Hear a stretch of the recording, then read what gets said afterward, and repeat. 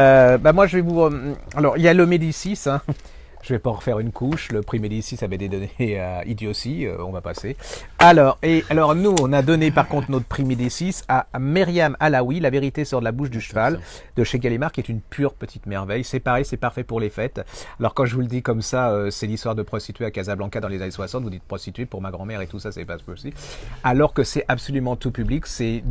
Le style est chantant, lumineux. C'est des prostituées qui racontent leur vie. Alors, je le raconte encore une fois. C'est comme si vous étiez dans un groupe de femmes où les hommes sont exclus. Elles racontent leur vie sans rien cacher.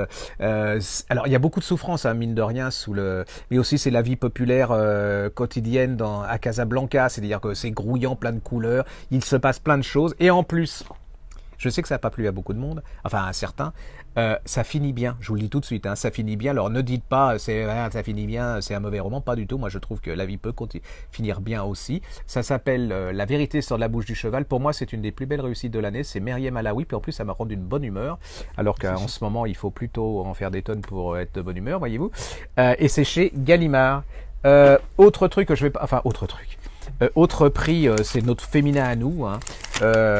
Alors le féminin officiel, c'est Le Lambeau. Alors on va pas, voilà, chez Gallimard de Philippe Lançon, c'est sur son témoignage suite aux attentats de Charlie.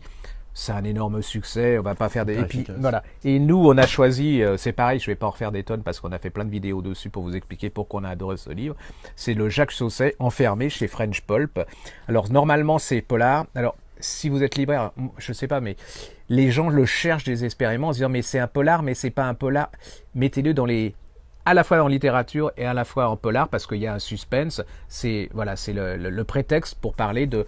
Alors là, ça va faire fuir les gens, alors que c'est pas du tout ça. C'est un livre absolument bouleversant sur les transgenres, sur une jeune femme qui a un corps d'homme ou de petit garçon quand elle est née.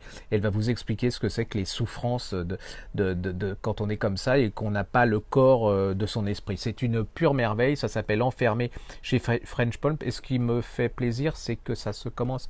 Voilà, on en parle et que c'est en bonne place dans les meilleures ventes, ce qui n'était pas évident. Voilà, ça me rassure aussi sur la qualité des lecteurs en ce moment.